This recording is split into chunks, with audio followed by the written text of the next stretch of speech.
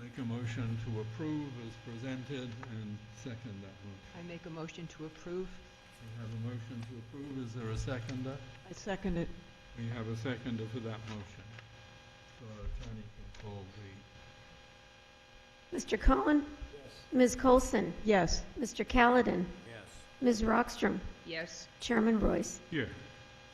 And the last one of the busy work ones is file number Z1616-429. That's 82 Valley Road. And that was a bulk variance required. And again, there was nobody in opposition to that. So if this document is adequate, a motion to approve is presented and the seconder will be good. I make a motion to approve. We have a motion to approve I'll second. and a seconder to that motion. Mr. Cohen? Yes. Ms. Coulson? Yes. Mr. Callahan? Yes. Ms. Rockstrom? Yes. Chairman Royce? Yes. And now we come to your turn. The first case we're going to hear this evening is the 30 Baker Court case, which will carry the file number Z1616-430. If you would come forward and sit down at the front, I'm going to ask Mr. Bridger to read the essence of his memorandum to the board into the record, and then I'll ask you to make your case. Mr. Bridger, would you... Mr. Bridger, before we swear you in, I'll just indicate for the record that the noticing is in order and the board has jurisdiction to hear it. Do you swear that your testimony this evening will be truthful? Yes, ma'am, I do. Thank you. Thank you. Good evening. The applicants, Haney and Mary Salama, are seeking a hardship C1 and in the alternative a C2 variance to permit construction of a new single-family home in exception to required lot area. The property is located in the R4 zone in the former township, and it's subject to the land use regulations in accordance with 10B 253, 255, and 246. Subject lot is non-complying with respect to the following bulk requirement. The required bulk frontage is 93.75 feet. The existing is 75 feet. The existing single family will be demolished and a new structure will be constructed. The applicant should address whether they have contacted any adjoining property owners and either offered to sell the subject property to them or inquire if they would sell the applicant sufficient lot area to create a complying lot frontage. Again, the variance requested is for lot frontage. The requirement is 93.75. The existing is 75.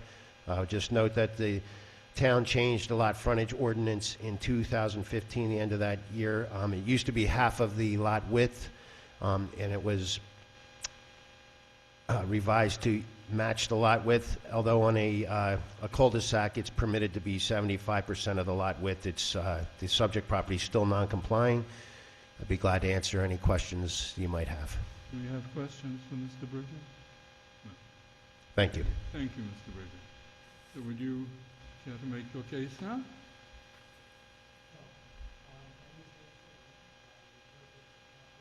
I don't think your microphone is on. Mr. Salama, before you keep speaking, we need to swear you in. Sure. If you'd raise your right hand, do you swear or affirm your testimony this evening will be truthful? Yes. Thank you. Haney Salama, purchased the property with my wife Mary, 30 Baker Court in January. Our intention was to move to the Princeton area. We both work in the area. We have 3 little children. We currently reside in Monroe Township. We've searched for a home in Princeton for probably the last 12 to 14 months, and we found the property that we like in the street that we want. I understand there's a bit of a hardship with the current property, so I partnered up with the builder, and we're seeking a variance tonight.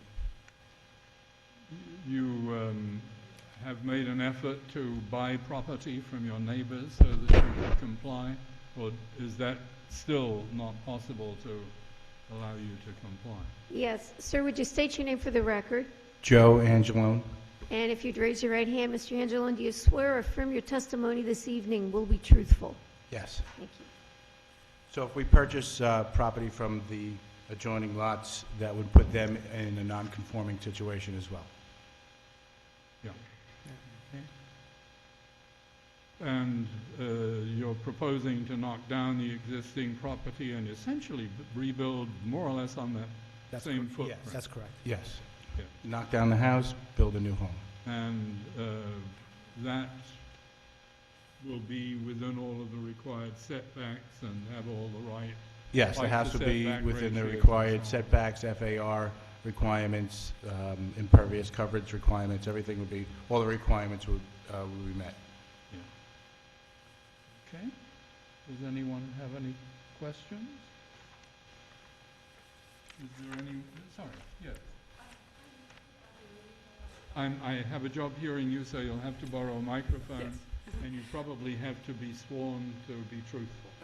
Ma'am, would you state your name for the record, please, and your address? Lydia McKenna, And where do you live, Ms. McKenna? 28 Baker Court. All right, and if you'd raise your right hand, do you swear or affirm any testimony you give this evening will be truthful? Yes. Thank you. So now you can have your go. The previous house was sort of a normal-sized split level, no basement, and the garage was part of the house.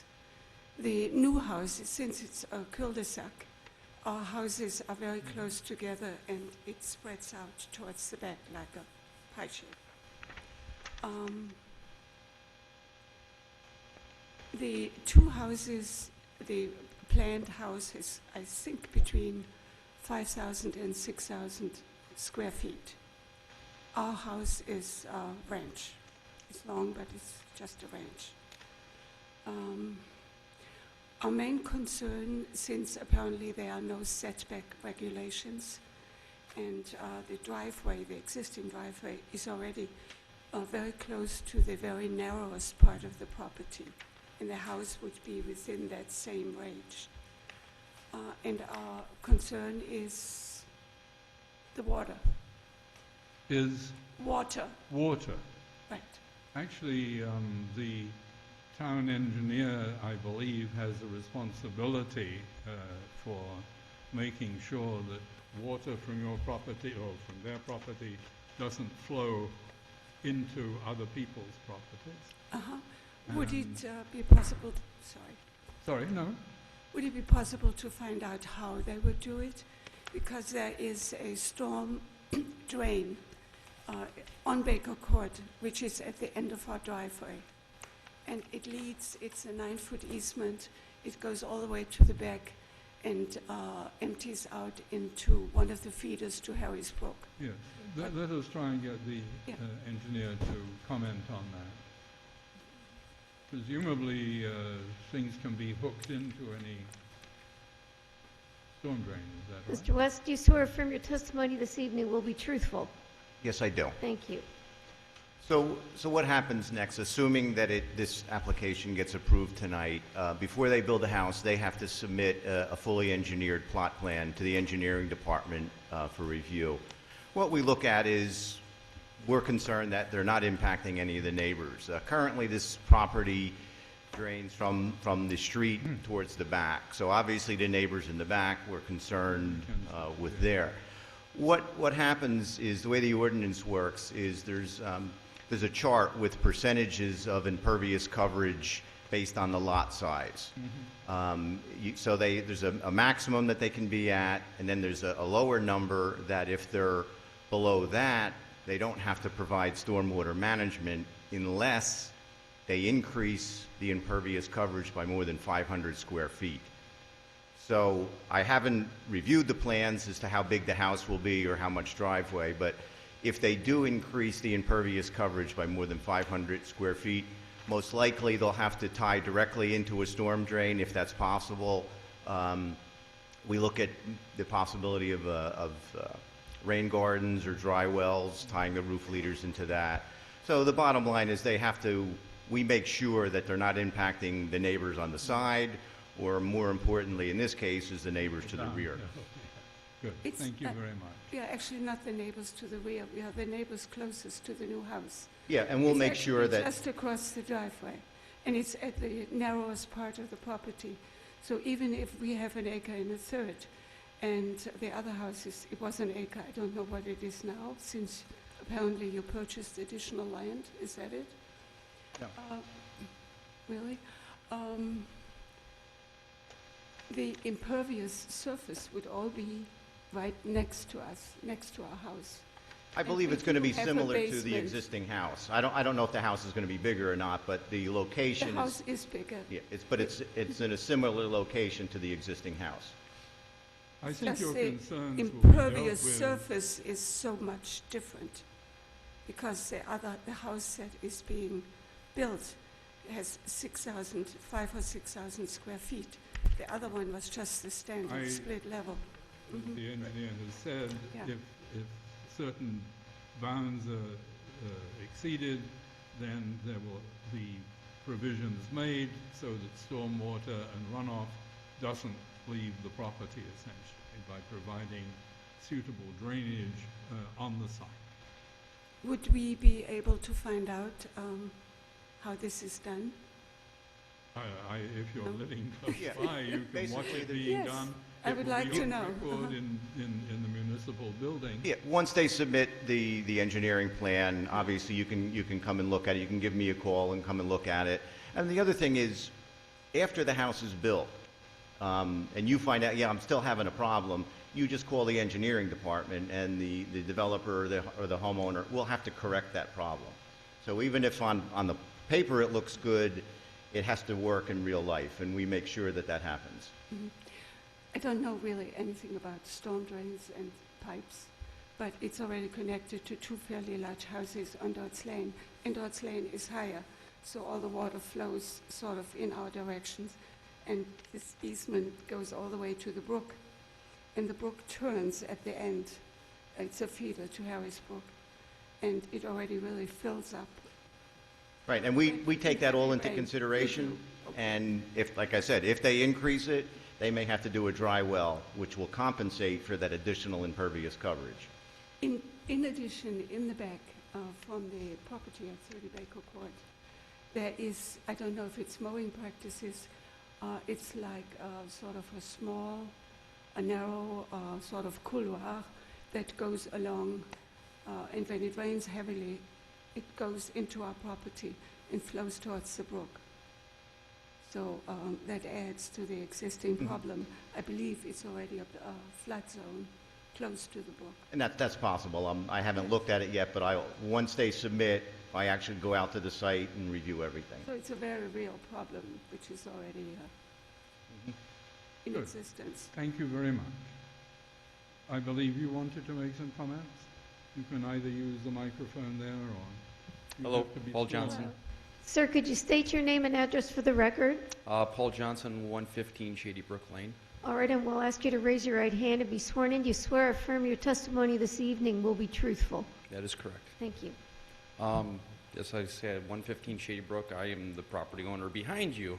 And I did look at the contours, and That's I've the had... one downhill, is it? Yep. Right, yes. So, and I'm also, my degree's in architecture, and I work as a construction superintendent commercially, and I've been in your shoes before, so I encourage the development personally, but as I spoke to the engineer yesterday, is we need to address the water issues, because I've had water in my basement, and I've corrected what I can on my end, but I want to ensure that the stuff coming off property is addressed, so, and of course, keep the trees. That's all I got. Thank you very much. Is there anyone else who wishes to address the case? Let me make a comment in the way that I normally do when the board is considering something of this sort. You've got new construction, and one of my pet peeves is light spillage from external lighting. And so what I would hope to condition any approval with is that any exterior lights that you put on the property, and you will need to do that, shall be screened in such a way that the light source cannot be seen by neighboring properties, and that there will be no light spillage from any of those over the property line. And that's a condition that has almost become habitual with the board, because I think people do have a right to look at the night sky and enjoy it rather than the neighbor's garage light turning on. I would also suggest that if you do have lighting for the garage, it be either motion sensitive or timed so that the door will open, you can go in, and not more than 5 minutes later the lights will go on. So that would be the sort of conditions that I would think needed to be applied. Okay. Do we have any questions as members of the board? If not, then Actually, when I was looking, I actually went to look at the property today, and I looked at the drawings, and obviously you can't manufacture more frontage, and you can't purchase it at this point. So I wondered about the purpose of that, you know, what was the intent of a certain amount of frontage, and I guess it just has to do with having there be enough property for what's going to be built there and kind of consistent with what's there, but I'm not sure.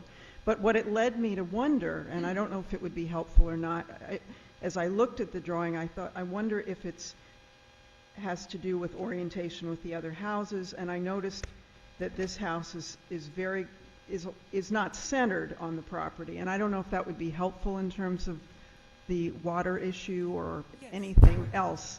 So that's just my contribution, is that I wondered if it might make a difference if it were situated differently on the property. well, there are setback lines for each of the boundaries of this property, and all the person wishing to build on that property has to do is to assure us that he's going to build within those setback lines, and the building itself won't transgress any height to setback ratios and the other constraints that are put on a development that would apply to any lot, a conforming or a non-conforming lot in this area. And I think we've had that assurance, so I believe they're probably doing as good a job as we can formally request them to do. Since you've been discussing drainage with Mr. Angelone, did you want to respond to Ms. Colson's suggestion about does it matter for drainage if the house were centered more? That's what we were just looking at. And basically what happens, I don't know that it helps any, because the new driveway is in the same location as the existing driveway, and that's really not going to change. So the house is set up so they have a side entry garage on that side. I don't know that by pushing it over a few feet are going to make a difference with the drainage. And again, we make sure that the water won't go to the two side properties. Interesting. So then, let us make a decision. Do we have a need for discussion among ourselves, or can we request, well, let's have a motion. We can discuss the motion later if we need it. I'd like to make a motion to approve the project as presented with our call them typical grade on water runoff, which Yeah. obviously is a big discussion on lighting. Okay. Is there a seconder for that motion? Second. We have a motion and a seconder. Is there any discussion of the motion needed? Could you call the roll for us then, please, Claudia? Mr. Cohen? Ms. Colson? Yes. Mr. Floyd? Yes. Mr. Callahan? Yes. Ms. Rockstrom? Yes. Mr. Shriver? Yes. Ms. Suri? Yes. Chairman Royce? Yes. Thank you. Thank you. Thank you very much.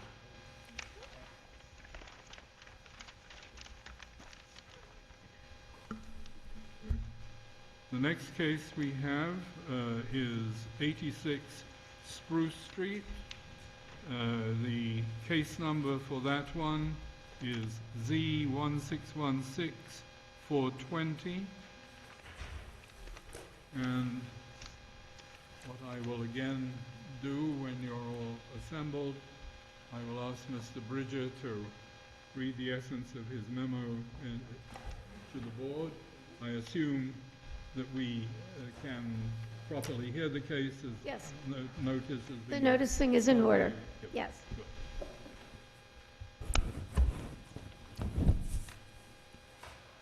Okay.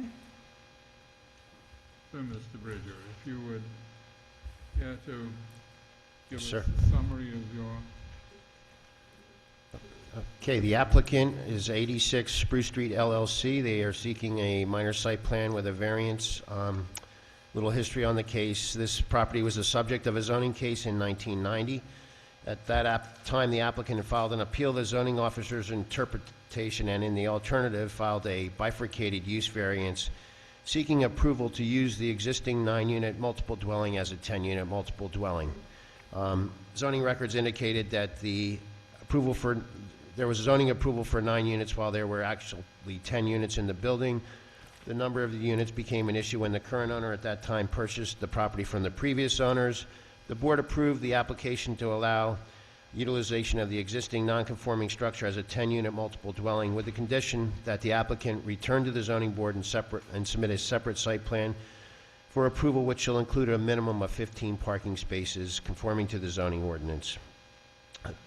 Fast forward, I guess, 30 years, and the property is now under contract of sale, and an application has been filed by 86 Spruce Street LLC for site plan approval for an existing 10-unit parking building to demonstrate compliance with the site plan condition imposed by the zoning board many years ago to illustrate the required 15-space parking requirement and the associated site improvements in zone requirements.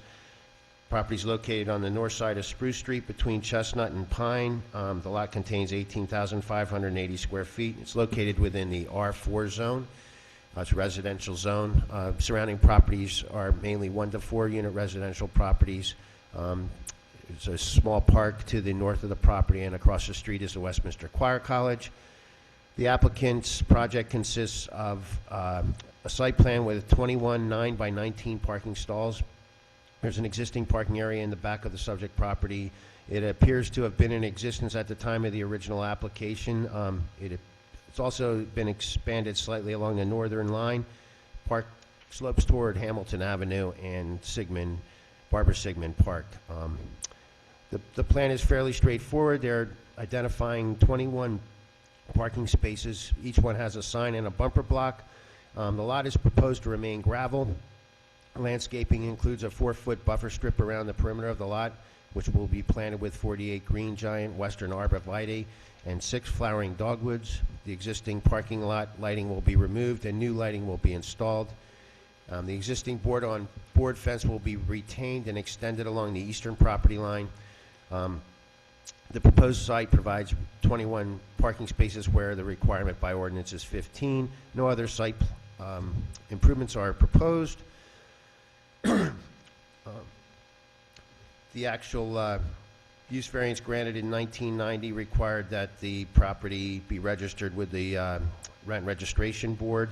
All 10 units will be improved and modified so as to conform with fire, housing code, and building code requirements, and the applicant would return to the zoning board for the parking approval of the site plan, which is the subject of this application.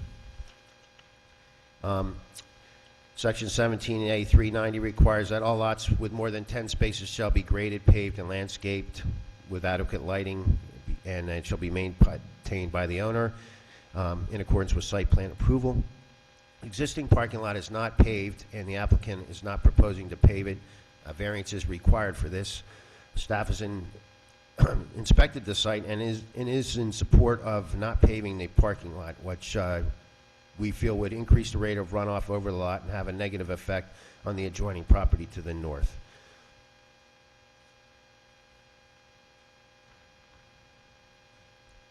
There's just a few other comments I'd like to touch on. The surface water drainage. Staff recommends that as a compensation for the increased size of the parking lot, the applicant should install a rain garden.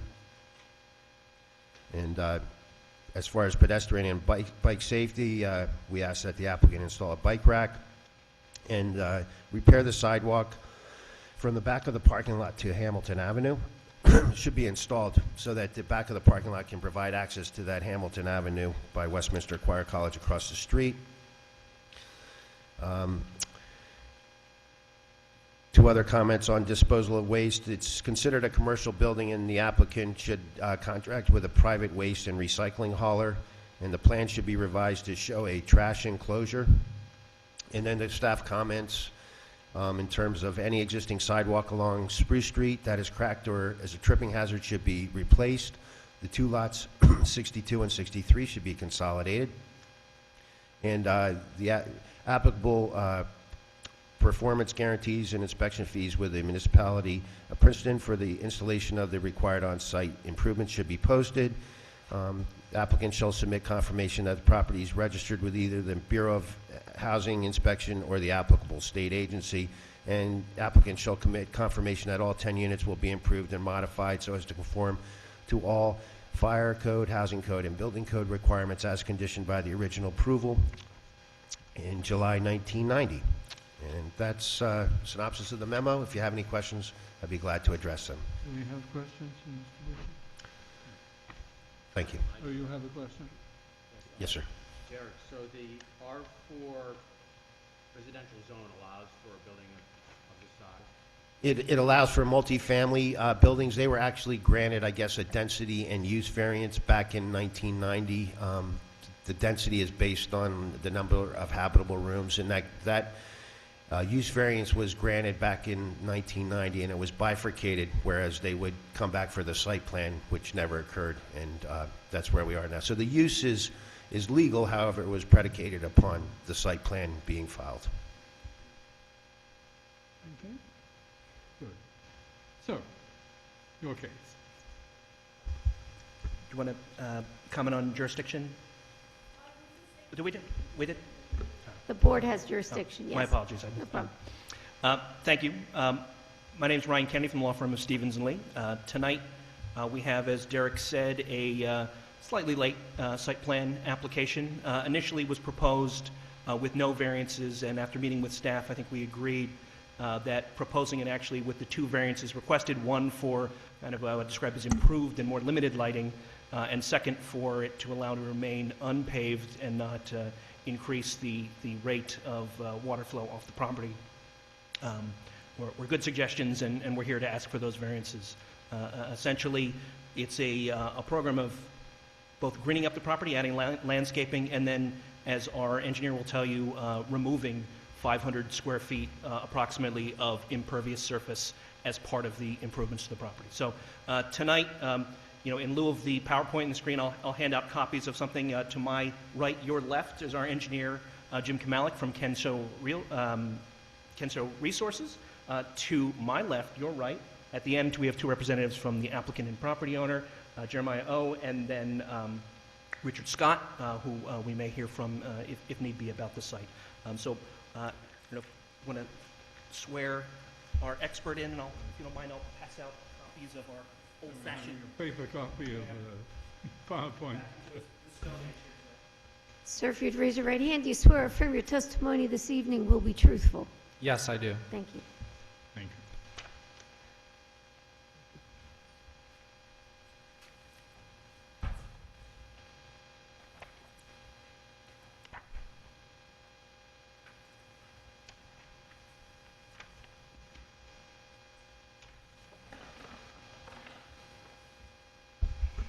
Mr. Kennedy, you want this collectively as If we could mark it as an exhibit. Exhibit yeah. A1? Yeah. Okay. Thank you. Now, I believe Jim has testified before this board many times, but I don't, if it pleases the board, if you want to accept his qualifications or if you'd like to hear anything about his... If you want his qualifications in the record, we're quite happy to hear him. Qualifications? Yeah, real 30-second version. Sure. James J. Kamalak, principal at Kensho Resources. I'm a licensed professional engineer in the state of New Jersey, as well as a licensed professional planner. I've been practicing civil engineering and site planning for over 18 years, and I have a bachelor's degree in engineering from Rutgers, the College of Engineering.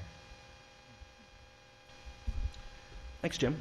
So before you, we've got, I think, an 18-page paper version of a PowerPoint slide, and if you want to take us through the application, that'd be great. Sure. So just referring to the exhibit, is it Exhibit 1? Yes. Exhibit 1. And I've already manually numbered these pages, so I can call them off as we go through for reference. Just turning to sheet 2, the key map highlights the location of the property in the central portion of the exhibit on the zone map, located in the R4 residential district, with Spruce Street to the south and Hamilton Avenue directly to the north. Page 3, referred to as aerial exhibit. This exhibit gives you the local context of the building on the property relative to the frontage street of Spruce Street, and it gives you the context of the existing building and the parking lot at the rear that extends back towards Hamilton Avenue. Sheet 4 is a picture of the property frontage, and it indicates a very well-maintained residential building on the left or west side of the property along Spruce Street, and you can see on the right side of this slide the existing access driveway. This is the means to enter the property. This is one of the elements that, in terms of the rehabilitation and little tweaks and improvements that we're making to the property, slight shift in the driveway in this location, and actually a removal of the encroachment of the existing driveway, which exists on the neighboring property, so that it's solely located on the subject property. Will it be able to have two vehicles going in opposite directions, or is it essentially only a one vehicle?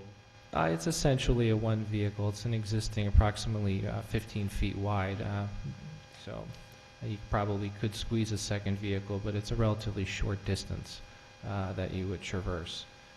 Page 5 indicates a photo of the rear of the property, and this is the existing gravel parking lot that will be slightly modified and enhanced. Also, you can see the fencing along the sidelines of the property, as well as a picture of the rear of the building, and then some of the adjacent residential structures on each side of the building. Slide 6 through 8 is a copy of the prior use variance received in 1990, illustrating the fact that I believe there were 9 conforming residential units and an application for 1 additional unit to make 10, which was approved by the use variance, as Mr. Bridger indicated, as part of that approval. And then the site plan would complete the condition of that. So we've included that here. And on page 9, in terms of the general property characteristics as indicated on the plans that you have, the site is almost entirely developed with the building and the parking lot, and slopes moderately away from Spruce Street towards Hamilton Avenue. In terms of the use, there's no change to the dwelling units. 10 units exist, 10 units are proposed to continue. Again, this is in the R4 district where multiple dwellings are permitted use. And as Mr. Kennedy indicated previously, as part of this and based on some input from staff, we're requesting some slight variance relief pursuant to 17A-390 and 365.1 for maintaining the existing pervious gravel parking lot so as not to pave it and have some potential impacts relative to runoff as a result of that. And then also slightly modifying the existing light fixture, but also in keeping with a minimization of light on the site, which was also a recommendation in order to maintain the character of the residential neighborhood. This is summarized also on sheet 10, which includes the bulk requirement table of the property in the zone and the relative conformance of the property. The variance relief that we're seeking is highlighted in the red box in the lower right-hand corner of the property. And just for your reference, you can see that there are some existing non-conforming conditions relative to this property, which were, part of the prior variance approval. and in the central portion of the page, we noted that in cleaning up and squaring off the parking lot, and also delineating the ordinance required dimensions for the various parking stalls, that we're actually decreasing the impervious surface on the site by approximately 500 square feet below that which exists today. Lastly, on that sheet, we're proposing actually 21 parking stalls. There was a typo there on the plan. 21 stalls are shown, only 15 are required pursuant to the ordinance.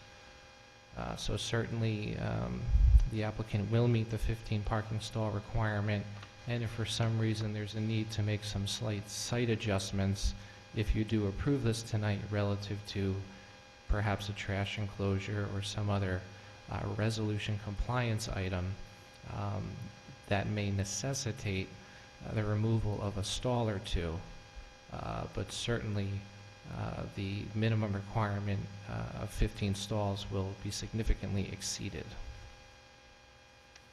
On sheet 11, we've provided a color rendering of this plan that we're proposing, the enhancement plan.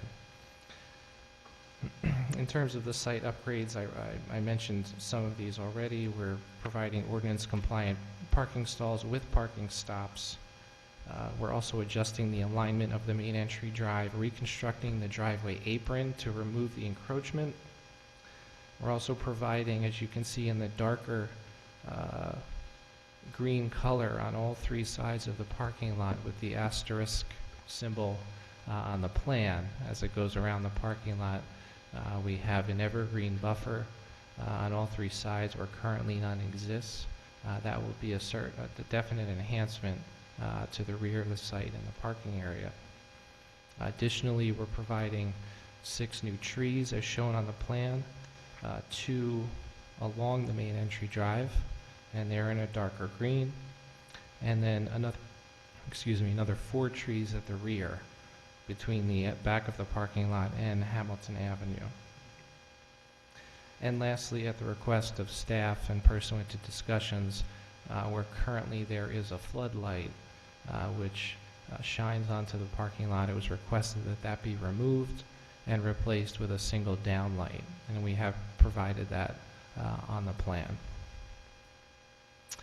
Slide 12 indicates and includes a notice letter that was sent to the neighbors for this particular application, informing them of the date of this meeting as well as the various components of this plan, and encouraging them, should there be any concerns, to attend the meeting tonight, along with a picture of the plan is included on this letter on sheet 12.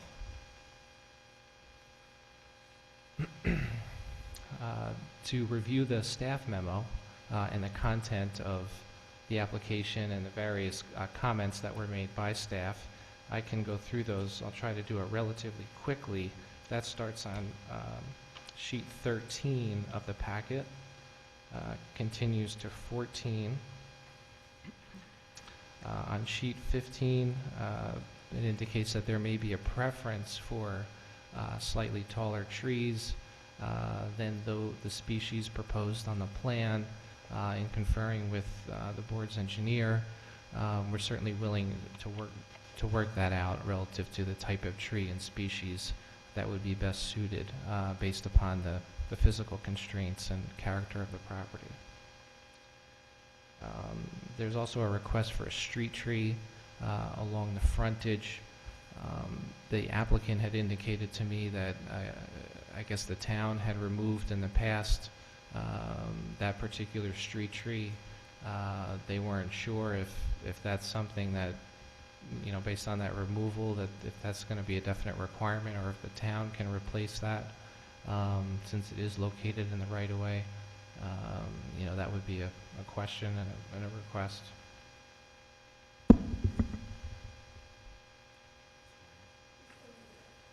Just to clarify, the town would not install it. We're asking the applicant to install that street tree. Sorry, what was that? The town would not provide that street tree. We're asking the applicant to provide that street tree as part of this application.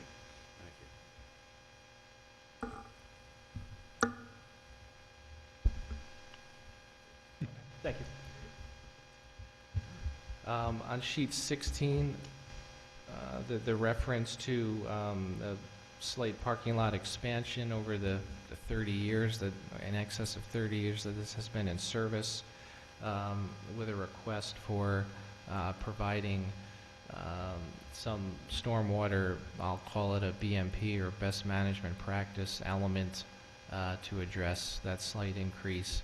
I would note that we are decreasing the impervious surface by 500 square feet below that which is existing. And again, this is a gravel surface, it's not new pavement.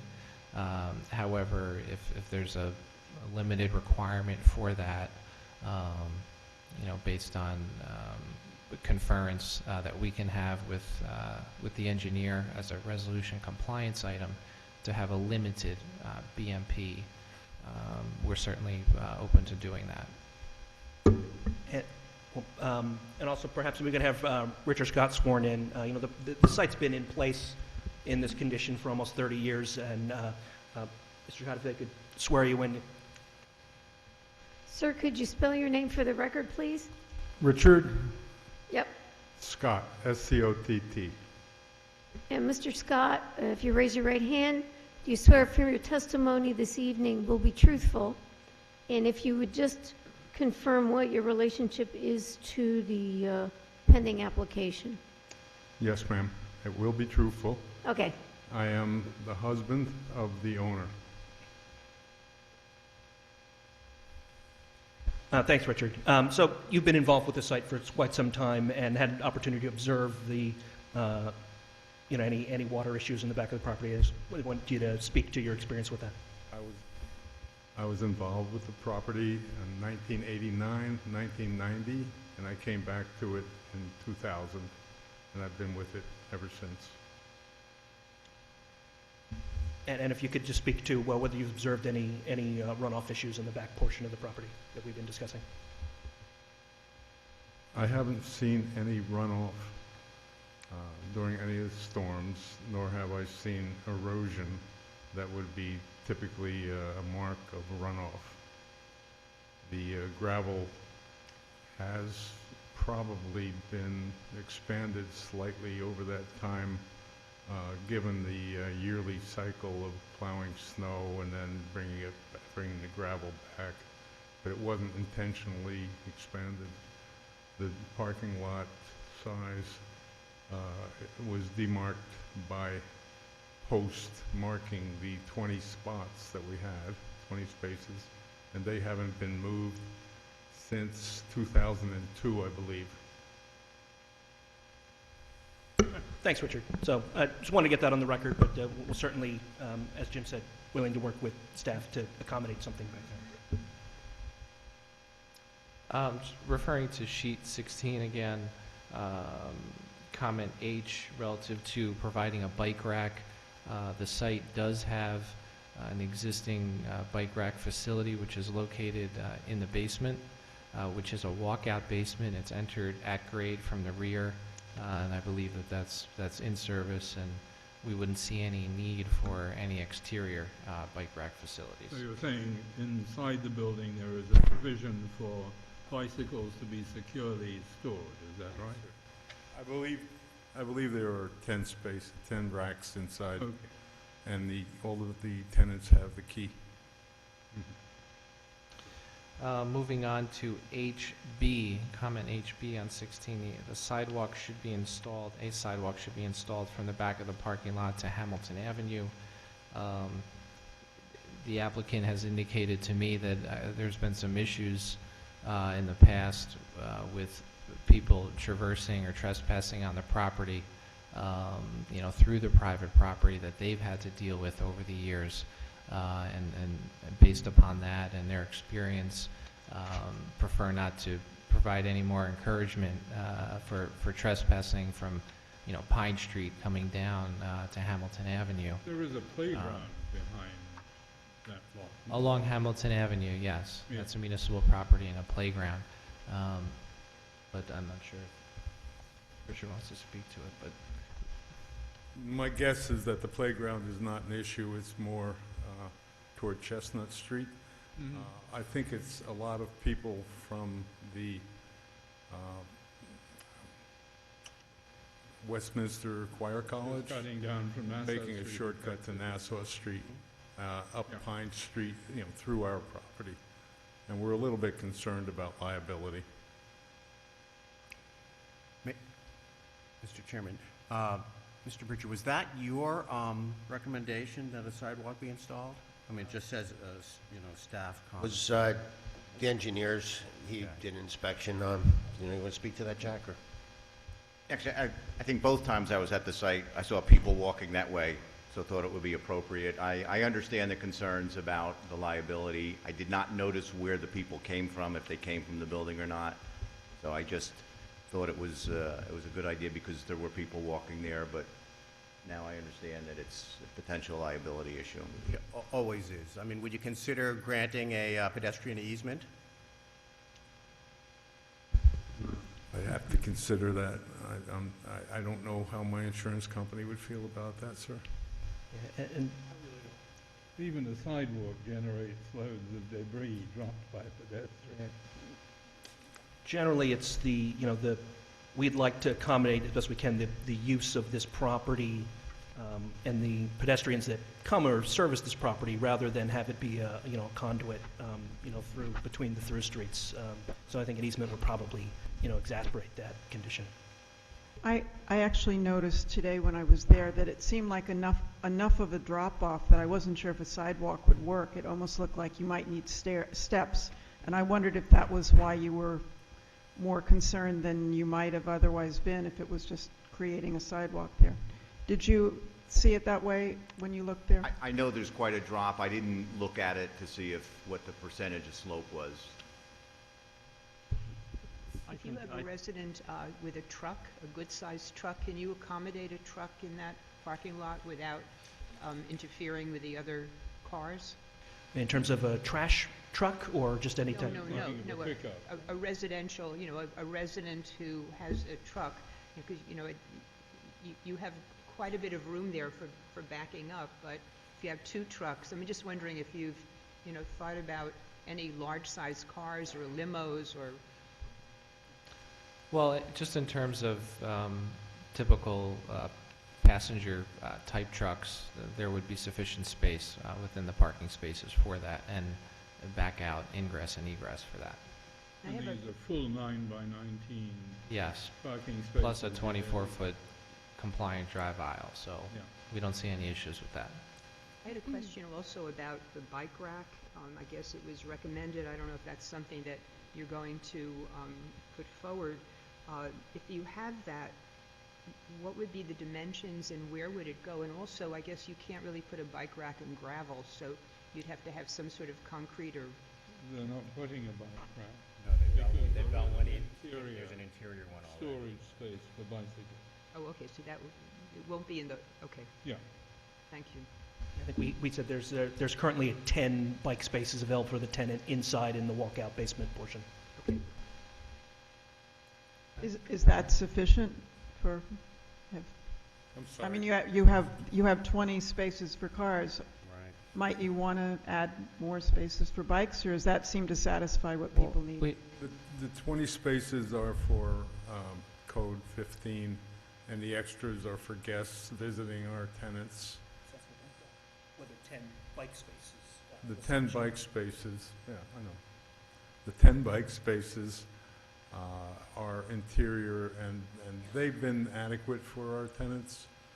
If there was more room, there would be 15. We're limited in the basement. That's why there are 12 right now.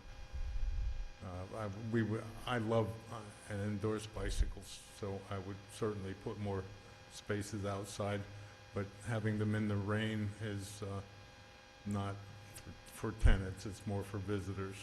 I wouldn't have any problem with more bike spaces.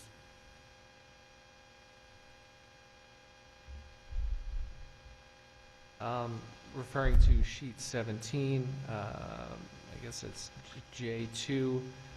As mentioned, it was requested by staff to replace the spotlight with a downlight. We have done that. Also, the sprinklering of the building. Mr. Scott, can you just speak to whether the building is sprinklered or not? The building is not sprinklered. The building has access from the front and the back in all cases. So it has two means of egress, but it's pre-sprinklered. The 1990 use variance was conditioned on certain approvals and registrations for the apartments. We'll work with staff to make sure that they see that that has all been done, but similarly, the documentation as to when it was built to code, when that was done at time of registration. Mr. Kennedy, are you saying then that if Mr. West or the construction code officer tells you it needs to be sprinkled, your client will do that? I didn't necessarily say that. No, I know that. That's why I'm asking you, because you're saying you'll work with them, but it seems to me sprinkling, it's either required or it's not. Well, That's kind of a big condition Well, it was to say. Yeah, it was a condition of the 1990 Well, use variance I understand. that it So- comply with the code at the time. I don't think it mentioned as a condition that it be sprinklered. The language for the 1990 use variance, is on pages. If I could 6 add to through- that, the building has been inspected by our fire marshals and state fire marshals regularly since 1990. We are registered with the town. We are registered with, it used to be Bill Drake's department, and we're inspected periodically. And we have no outstanding violations. That satisfies staff's concern. The condition of the approval was that they're registered. We just wanted verification that they were registered. In terms of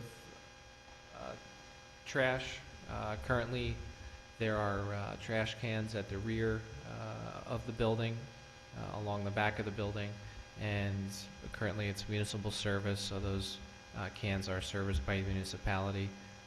Certainly, if there was the ability to continue that, I'm not sure that that's the case. They would desire just from having a trash vehicle come in with a noise with the neighbors, et cetera, but there may be other requirements limiting that. Well, but wait, but the municipality won't pick up trash in a dumpster. You have to have a private hauler for that. I mean, and I think in this The concern is that the municipality considers any building over 3 units to be a commercial building. There are many cases where the municipality picks up just because they've been doing it for 30 years, but as plans come in, we're trying to correct that situation. So in this case, with 10 units, it's considered a commercial building. They have to provide a private waste hauler. So then the question I have is, if you're going to get a bigger truck in there to pick up, a trash truck, to pick up garbage in the back, is the 15-foot driveway, the way it is, curved like that, sufficient? A lot of the haulers that service the town do have smaller trucks that they can get in there, and they would have to, I think the truck would be able to get back in there. There is enough room. You're comfortable with the 15-foot driveway? Yes. It's probably a lot wider than a lot of other driveways in town. Okay. I think Jim testified earlier, though, that to the extent that is required, and it sounds like it may be, the 21 spaces, which is in excess of the 15 required by the ordinance, may need to be changed to accommodate location for that enclosure. So it may not be 21, it may be 20 or some other number, but still compliant with the ordinance. But we want it as a condition to make sure that we're not stuck with a hard-coded 21 if ultimately the dumpster needs to be accommodated. Are places in the parking lot assigned to particular apartments, or do people just park where they can? The spaces are numbered. They are numbered. Coincide with the apartment numbers. Okay. Let me ask a question about the driveway. I always find that this street is a difficult one for people to drive along. It's got normally quite a lot of traffic going down it, and there's a lot of parked vehicles on it. And I worry about people coming out of your parking space and turning onto the street. What is the sight triangle like at the top of the driveway? The Excuse me? board has been urging something like a 45-degree sort of sight triangle leading onto a road of this sort. Well, We did look at that when we were out there, and it's acceptable. I mean, it's under the condition, it's been there for the last 30 years and functioned without a problem. They're actually making it a little bit better by shifting it off the adjacent property, but there is adequate sight distance there. Yeah, but my feeling was that if they were going to do work on the driveway at the exit end, they might make sure that there was a reasonable view in both directions. There's only parking on the south I'm side. sorry? There's only parking on the south side of the street.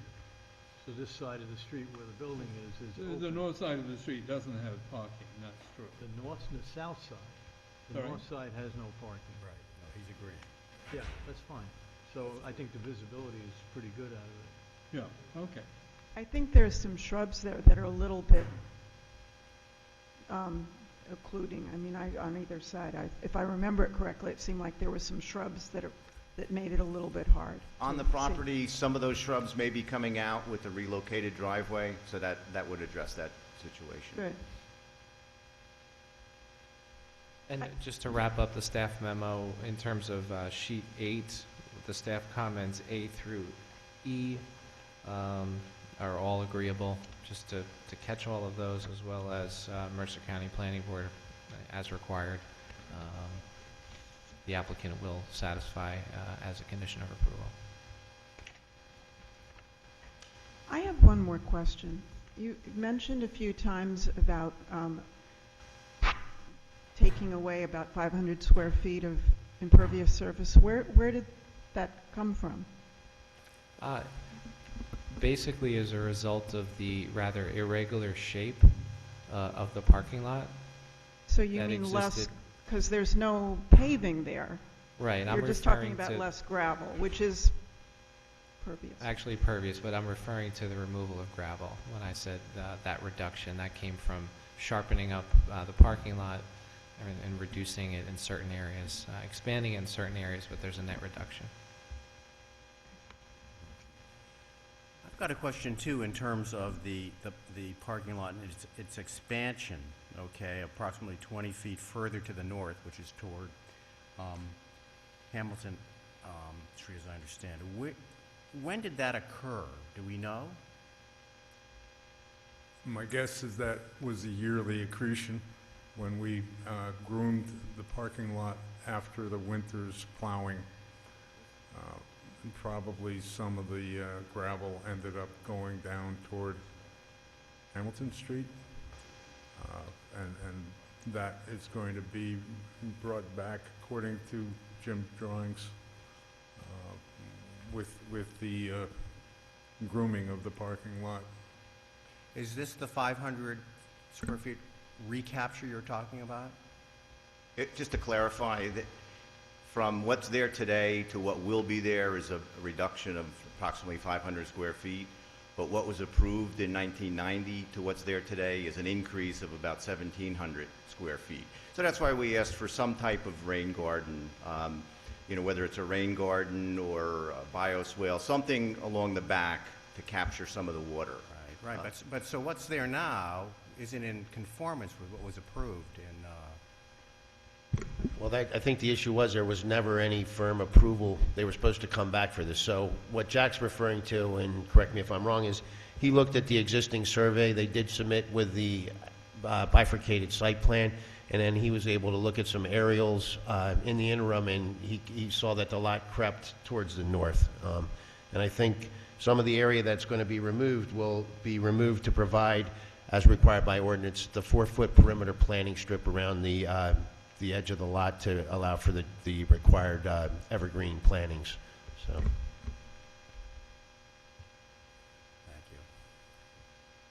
you. What's going to keep it from creeping back towards Hamilton? Do you think the plantings will do that, or? The plantings, it gets inspected. I mean, it is possible, but we try to keep an eye on that type of thing, but with the plantings that are right at the end of the parking, obviously they would have to take them out to expand it any further, and that would obviously be noticeable.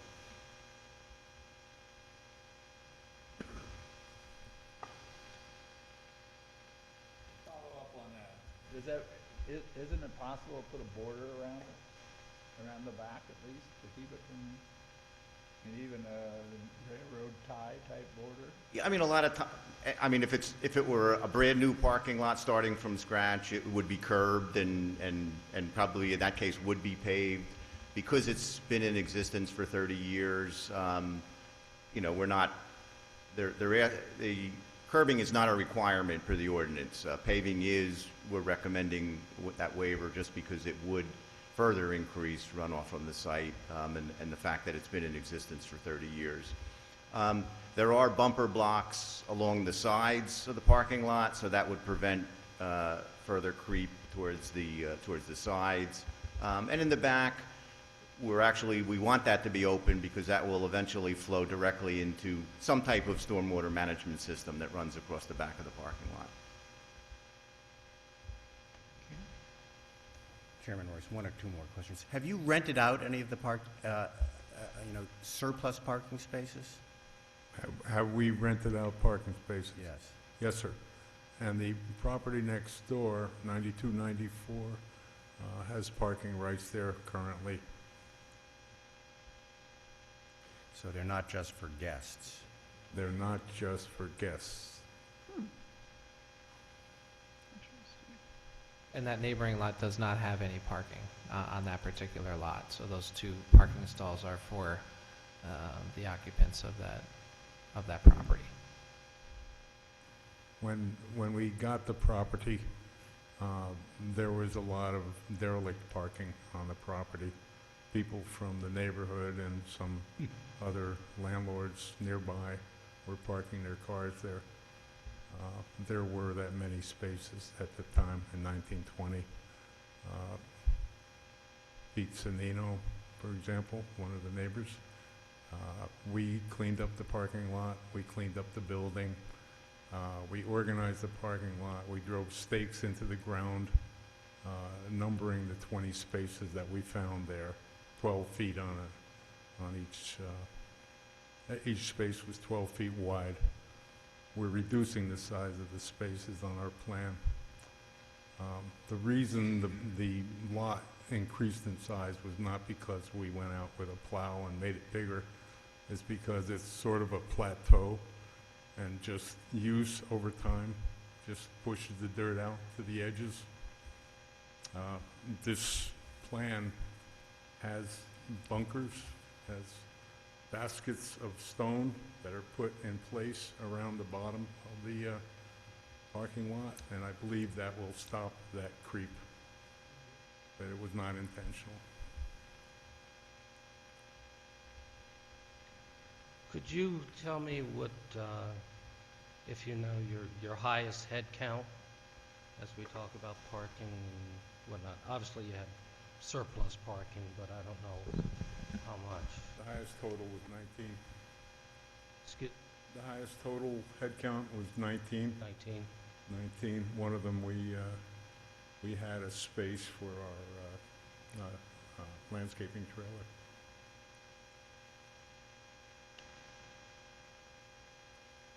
The income is included in our reported rent and taxed. Have you finished your case? I just want to have Jim testify a little bit as to the need for the variances. Yes, okay. Okay, so, addressing the variance relief for the parking lot, section 17A 390, and additional lighting, 17A 365.1, we see this in a C2 context where the benefits outweigh the detriments, noting that the site has existed and will continue to exist to operate as it has for approximately 30 years. Maintaining the gravel parking lot will maintain the site stormwater infiltration conditions, in contrast to a new paved parking lot alternative that would increase runoff. That supports Purpose J, to promote the conservation of natural resources, prevent the degradation of the environment. In terms of limiting additional exterior lighting, we request that relief to minimize increased lighting at the site at the suggestion of staff so as to accommodate the light conditions of the neighborhood and benefit those conditions for the neighbors. We see that as supporting purpose I, to provide a desirable visual environment through creative development techniques, etc. This application includes important beautification elements, most of which we see as the substantial landscape buffer and the cleaning up of the parking lot. Based on our review and my review, the variance relief requested will not result in a substantial detriment to the public good or to the zone plan.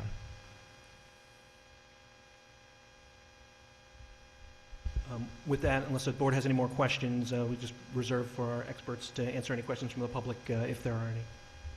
Good. Is there anyone in the audience who wishes to address this case? Apparently not. Okay.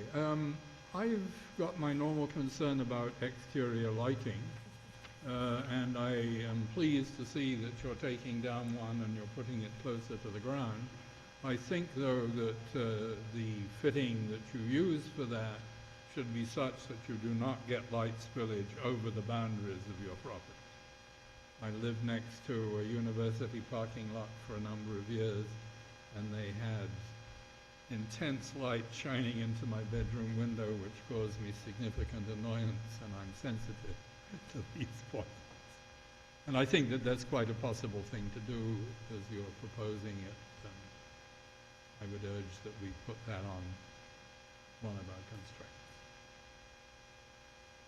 Do we have any other questions? So we'll go into executive session and try and come to a decision. Do you see any problem with this request as we heard it and modified it? No, I don't see a problem. I think the parking is adequate.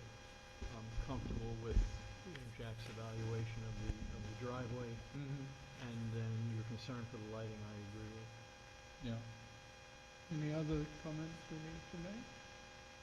I just wanted to confirm, so there isn't going to be any rain garden, but there definitely is going to be a receptacle for trash and recycling? I didn't hear what you said because I don't think your microphone is on. Or at least I'm getting deaf as an old man. It's on. Can you hear it now? Okay. I just wanted to confirm that the staff requirement about the rain garden was not going to happen, but there would be, like, do we have to propose conditions that all of the other staff recommendations are going to be met? It seemed like almost all of them were going to be met, but not that one. Is Well, that right? actually, maybe it'd be a good idea to go through them quickly, because my understanding was that the applicant had agreed to either install a bioswale, a rain garden, or whatever, you know, with the engineer's blessing. So maybe it'd be helpful if we just ran through again. My understanding is that the applicant will comply with all staff comments and proposed conditions, with the exception of the following. They do not feel an exterior bike rack is necessary. They don't feel a sidewalk should be installed at the back of the parking lot, particularly, I guess, if it's falling on them to do that. And I think that's it. There are no other conditions that you find problematic. The one, as to the trash, we just wanted to make clear that when that condition is put in, that, I don't say relief, but that the number of parking spaces would not be hard-coded at 21 if we have to install a location for a trash dumpster.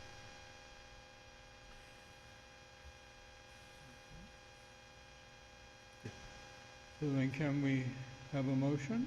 We can. Seconder? I'll make a motion. You move to approve as... Move to approve the application as submitted, and do we put a comment in there that all the staff recommendations will be met? With the exception of the two that you mentioned, yes. Is there a seconder for that motion? Second. Okay, so we have a motion and a seconder. you to call the roll for us, please, Sonia? Mr. Cohen? Yes. Ms. Coulson? Yes. Mr. Floyd? Yes. Mr. Callahan? Yes. Ms. Rackstrom? Yes. Ms. Shriver? Mr. Shriver? Yes. Ms. Suri? Yes. Chairman Royce? Yes. Thank you. Thank you.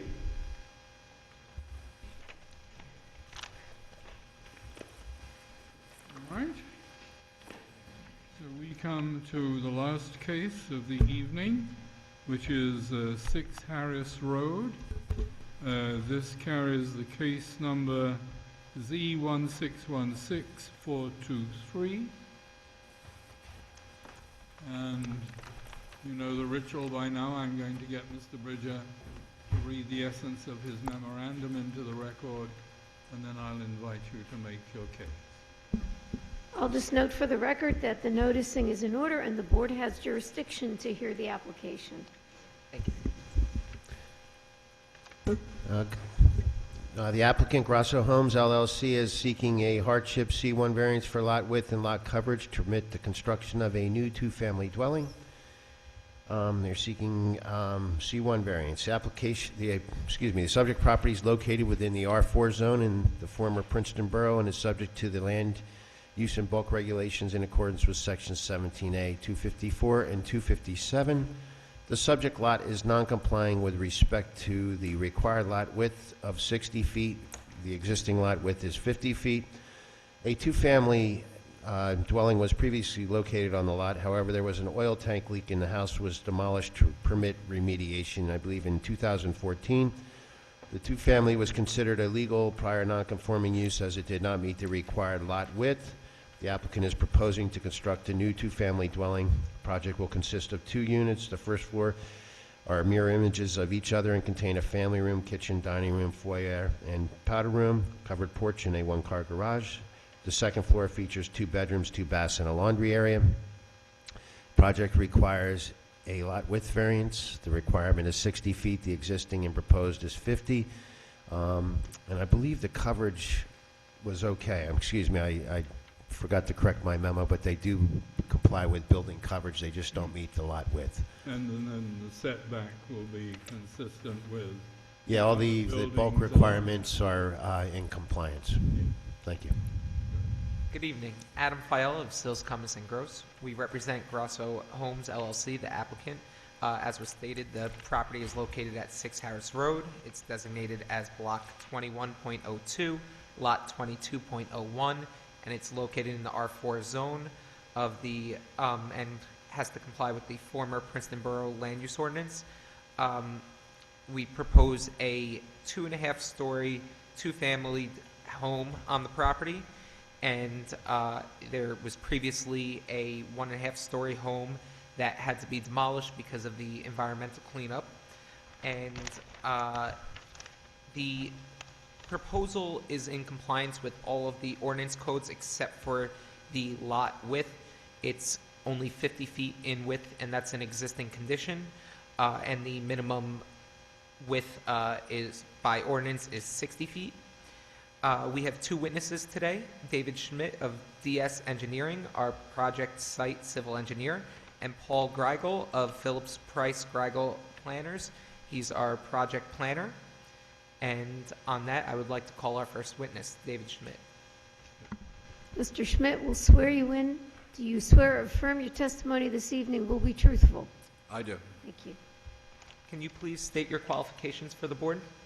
David J. Schmidt. I'm a professional engineer of the state of New Jersey, licensed engineer for 20 years. My license number is 39409. I went to school at New Jersey Institute of Technology. I testified in front of the zoning board previous times this year, and I've been testifying in Montgomery and Franklin Townships and Hillsborough Townships. We'll hear him again this evening. Thank you. Can you walk us through the proposed project, please? As always, Derek does a very thorough testifying of the case. We have a variance plan, and it's prepared by me for lots 2201 in block 2102. It's dated November 12, 2016, revised February 3rd, 2017. I don't use it as an exhibit, as it's the exact same package that was submitted to the zoning board and it's the application package that is in front of you. So it's just basically a mounted of the documents that were submitted. So I normally don't call it as an exhibit if that's okay. Other than lot width, the subject property will conform with all bulk zoning requirements. The lot size is 8,025. The requirement is 6,000. The lot depth is 160.5 feet. The requirement is 100 feet. The front building setback for the new home is 44 feet. The requirement is 25. The rear building setback for the new home is 44.5 feet. The requirement is 35. The left side building setback is set at 10 feet, 10.7 feet, where the requirement is 8 feet. Again, on the right side, it's identical of 10.17 feet, and the requirement is 8. The combined right and left building setbacks, 20.34, and the requirement is 20. There is sufficient space in front as a requirement that you need 2 parking spots.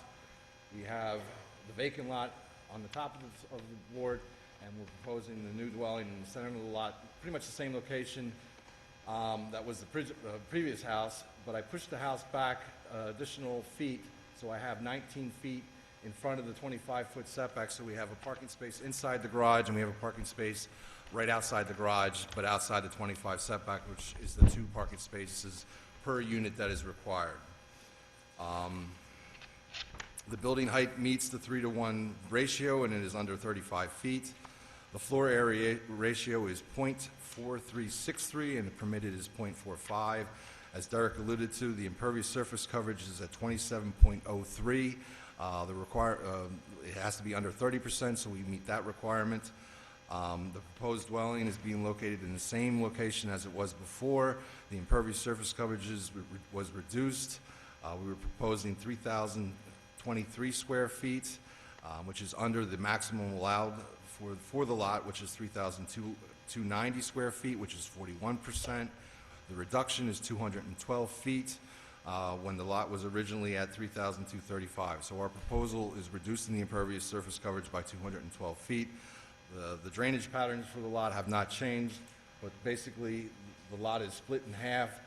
The middle of the lot goes to the road, the other lot goes to the rear lot, 2102 Lot 1, where there's an access drive, and that is where the Avalon Bay or the parking garage road is, so the water discharges to either Harris Road or to a road on the other side. So we have no issues with drainage.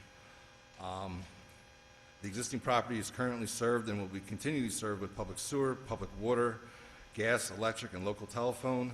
The proposed dwelling will access utility utilizing the same service lines that were currently existing, whereas possible. We have a fire hydrant that is located at the Harris Road and Franklin Ave. As is shown up here, you have Franklin Ave, Harris. We're the second lot in.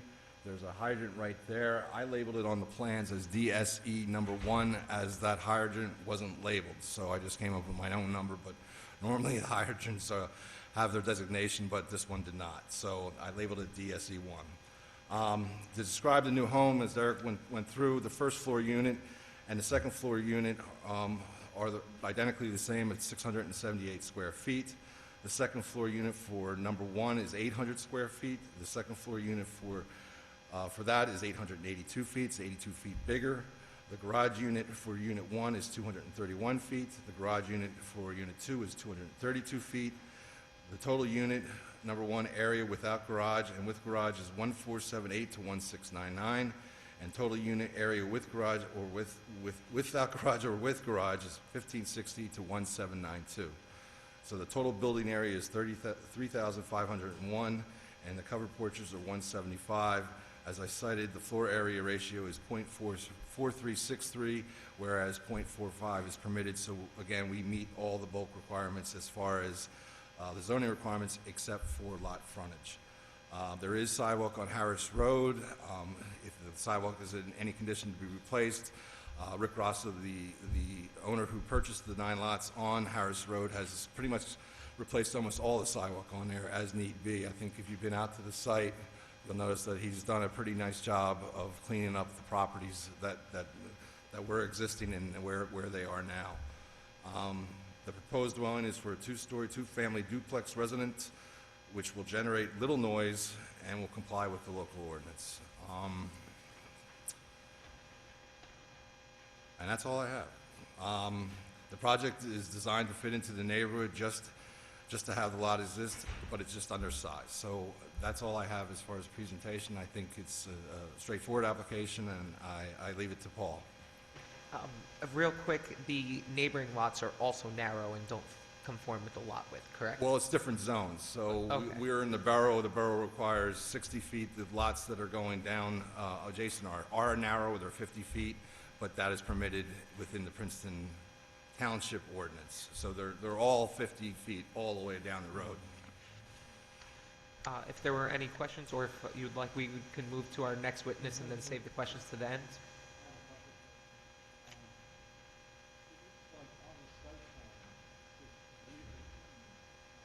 On the site plan, the limits of disturbance appear to be Yes. in front of the Yes, adjacent- you got that. adjacent Yes, property. that's very keen eye. Yes. And We I have more limited disturbance than we have lot. Say that again? So you're saying we have more limits, it's 8475, is that what you're saying? Well, yeah, you're disturbing the area in front of the adjacent property. I mean, your area of disturbance continues outside of the boundary normally associated with a lot. Outside the right-of-way?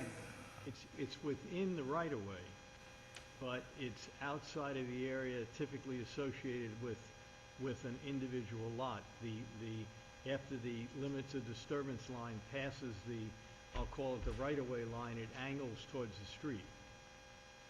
It looks like you're disturbing that area on an adjacent. Well, in an no, it's in the right-of-way. It's in the right-of-way, but it's normally associated with the But house next door. well, that's where the apron, the current existing apron is. Okay. So we gotta rip up that apron, I which is understand. our apron. It's your apron, but it's effectively, Well, it's not their lot either, but it's fine. I mean, I don't have a problem. It's just unusual because it's not in front of your property. I Right. understand why you're doing it. I've been dealing with Paul Sharati at the Soil Conservation, and this is what we're coming up with. No problem. It's not, I usually stop at the right-of-way line. We are now expanding into and looping siltation fence up. I mean, this plan is pretty much in accordance, pretty close to be submitting for a building permit, and this is what they're making me do now, so. It's fine. Have you discussed it with the adjacent neighbor? Well, we're not, I ask because I've been involved in projects where we've done that, and then we have an issue with the adjacent neighbor. So that's something you work out with them. I could work out, but technically, we're not, it's in the right-of-way. It doesn't affect us. I'm just Okay. making the comment.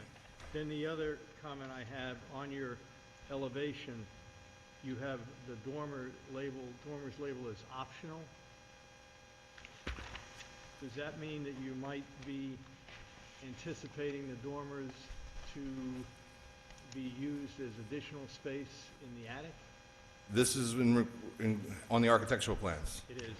Okay, I would say that the option will be taken out, and no. Derek is very good when we apply for a building permit, that he makes sure that we're in accordance with the FAR, so. Well, that's what I mean. And with the optional on there, it leads me to believe that they may want to throw a little more space in there and finish that space off. I'll Even take though the it's option, I'll have Denise take the optional off. Okay.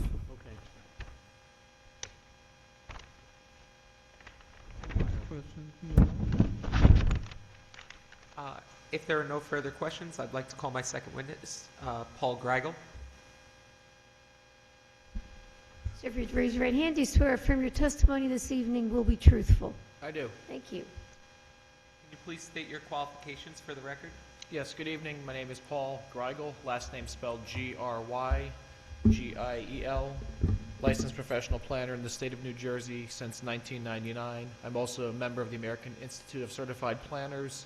I've been qualified as an expert witness by over 130 boards throughout New Jersey, including this board, within the last 6 months for another application similar to this one. We're waiting to hear what he has to say. Can you please take us through the planning testimony, the description of the property, and the justifications for the C1 hardship bulk variance? Certainly, and I think I can be brief because the table's been set very well by the zoning officer and our first witness. As you've heard, the property is located one off the corner of Franklin Avenue on the west side of Harris Road in an area that is predominantly 50-foot wide lots. It also abuts to the rear the former medical center property that's being redeveloped. So really the lot pattern for this neighborhood is set in place already. And in fact, the only reason the applicant's proposing a new dwelling, as has been mentioned, is for environmental remediation purposes that require the demolition of the former dwelling on the property. The application complies with all R4 zone bulk standards with the exception of lot width, and in my opinion, that variance can be granted under the C1 criteria for hardship due to existing conditions. More specifically, I'll deal with both the positive and negative criteria. First, we have unique factors affecting this site. As mentioned, the lot pattern in the area, we're currently deficient by 10 feet, and there's really no way to change this condition. The subject property is undersized. The neighboring properties are both 50 feet wide. In fact, on either lot to the left or right, there's either a house or a garage within 5 feet of the property line. So even if we somehow could obtain property, either of those properties would become non-conforming and have a deficient yard depth. And to the rear, the property is in a different zone, the MRRO zone. So it's not possible to acquire property there, again, without having a variance, potentially a use variance, in fact, to utilize that portion of the neighboring property for this particular use. Yet, despite this non-conforming condition, as I mentioned, the proposal will comply with all of their land use and bulk requirements, so I don't think the proposed dwelling would violate any traditional zoning principles or purposes, such as providing adequate light, air, and open space. And to sum up on the positive criteria, I think there's clearly a hardship that cannot be rectified on the subject property. With regard to negative criteria, in my opinion, there'd be no substantial detriment to the public good or to the master plan or zoning ordinance of the municipality. Lots with less width than required, or at least the same width, exist throughout this section of Princeton. There's a number of existing developed lots with the same issue that can't be fixed. So given the reason that we mentioned for removing the prior dwelling on the property, I don't think there'd be any detrimental impacts from replacing it with a new dwelling that complies with all setback standards, coverage, height, etc. The Township Master Plan also, in fact, designates the subject property and others in the area for high-density residential use. So this is consistent, what's proposed, with that designation.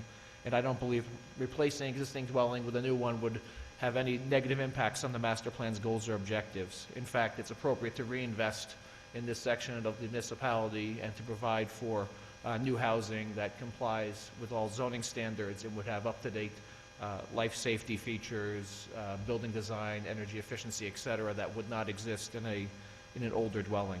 So I think when considered in that context, the variance can be granted in accordance with the C1 criteria, and both the negative and positive criteria are met.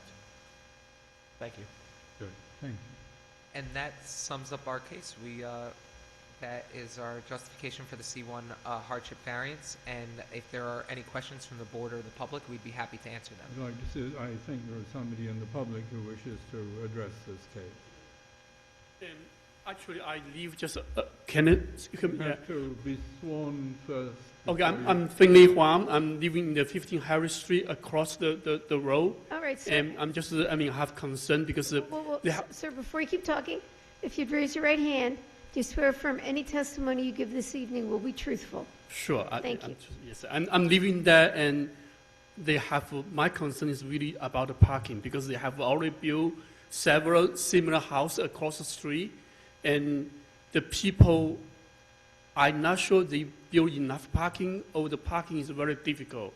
They typically, from time to time, the people really, they park on the street, and for me, it's very difficult to get out. You know, I have very young children. At the early morning, I need to get out, and they are just illegally in the other side. I mean, I don't understand what reason. I mean, if they build a similar one like this, I was not convinced they're going to do a good job. You know, maybe I'm wrong. Okay, and this is a very, very difficult situation. It's very tiny space, and perhaps they have the parking, but it's very difficult to get in there. The people will not use that parking space instead of using in the street. Okay, so This is a borough property, no? On-street parking is forbidden formally, no? It's true, that another side is not allowed, yeah. But it is very convenient because you leave I'm that. trying to get an answer from... Go ahead, yeah. It's permit parking in the former borough. However, this block, Could get a... Okay. they could, but you can't get a permit if you have a driveway on your lot. So Yeah. the first two houses in the block to the south are in the borough. The balance of the lot is in the balance of the block is in the township. Former township. So they can park on the street. Yes, sir, at this point. Until our town council changes the ordinance so it's self-consistent through the new municipality. But as so far, my reservation is that I see the people always park at the side close to the house because it's easy for them. They are very difficult to park in their own space. Okay, I don't understand why.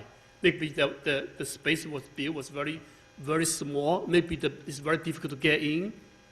Maybe you should take a look at that. I understand your comments about parking, but as far as I can see, if they're allowed to park on the street during the day, they can do that whether we like it or not. And if they're in the borough, they can't park on the street overnight. And they have told us that they have parking space on their property for the people that would use the property. So I think in principle, although maybe not in practice, your objections are being met by what is being presented to the board. Yeah, I think they actually park in the side, not supposed to park, yeah. Yes, we don't need to reiterate it. I think we understand what you've said. Is there anyone else who wishes to address this case? You're building a new building. You're going to have exterior lighting, and my normal suspicion of this makes me wish to amend any ordinance we approve by saying that any exterior lighting on your building must be shielded so that the light source is not visible from off the property and you spill no light from that light source onto neighboring properties. And if you've got garage lights, they should be on either a motion-sensitive thing or a timed thing so that they don't stay on all the time. We can comply with that, yes. Yeah, I think that's an easy thing to comply with. I have a question for the staff and maybe for others who've been on the board longer than I have. I'm so distracted by the idea that the prior house was torn down because it needed to be remediated. Does that mean that the tank, has that happened before? Yeah, this occurred back in, I guess, 2013, 2014, and the house was built on a crawl space, and the way the tank leaked, you couldn't get at the contamination without demolishing the house. So it was owned by the hospital. It went through all the appropriate EPA and building and department permits and approvals, and so it was done and cleaned up. And will we see that again? That seems so... You'd be surprised at how many oil leaks there are all over, oil tank leaks. But in a way that you'd have to tear down the entire house. How bad the leak is. Yeah. How far it's spread, it's not uncommon. Okay. I mean, this house has a basement, and I think they're going to have gas utilities, if I'm not mistaken, so... Yes, it will. You know, but typically, a lot of oil tanks are outside now, or, there's a lot more realization of, the event of contamination, how do you clean it up? So it's a good point. Can I follow up with that? It seems to me the whole block is being torn down and rebuilt. I mean, I think when I drove by, there are 4 or 5 houses that look the same, or relatively the same, and there are a couple that look like they're going to be knocked down soon. Yeah, this was just to provide a little background. The Avalon Bay, the former hospital site, these houses all along Harris Road on the western side of Harris Road were all involved in the sale of the hospital. So Avalon Bay did not want to retain the houses. They sold the houses as a package to the developer. And you can see on the owner's list, they're all owned by, I forget if it's Princeton Capital, but they're all owned by a developer. And the same outfit that's going to redevelop this house. So. I have two other questions, if I might. One, I think you said that you couldn't build a single-family house on that lot either. Is that correct? I did not Without mention- the same kind of variances that you're asking for? The variance is due to the size of the lot, so whether it's a single family or a two-family, it would still require that same variance. Single families in the former borough have a grandfather clause, whereas if the lot was in existence prior to 1968 and you don't meet the lot width, the lot depth, the lot area, it can be developed as long as it's developed in compliance with all the applicable codes. The reason they're here is that it's a two-family, and the two families are not grandfathered by that lot dimension grandfather clause. Thank you. One other question then. When I look at the site map on the upper right corner, about half of the houses look like they have garages in the back of the house instead of garages in the front of the house. Have you considered at all putting a garage in the back instead of the two garages in the front? Those are all existing houses, and that would require variances. I mean, to put the driveway so close to the property line and the width, so the developer kept the houses that were worth keeping and renovating, and the ones that were totally in disrepair are the ones that he knocked down. He's knocked down 1, 2, 3 so far, and this one's already down. I think there's 5 total, and 4 we're renovating. But if you see a garage in the back, usually in some of these cases, they're joined driveways, the two lots. So you're joining up the property line, and then you're going to the. So it was a very interesting project. I mean, when I looked at the final maps when we were purchasing this property, there are some unique situations that would not occur today. That's why you see the garages in the back. Okay, thank you. Yeah, please. I think I like to have new building, but I really appreciate single family home, okay? Because you have so many people in a very small space. The issues always come, you know, and the tiny land, you have 2 family, you're supposed to have provide enough parking. And instead of your own, you also have people come as a guest. I personally do not believe they provide enough. I mean, they made the people live in the nearby very difficult, you know. You have how many duplex over there, you know, and this one I personally against, okay, you know, yeah. Thank you. Mr. Floyd.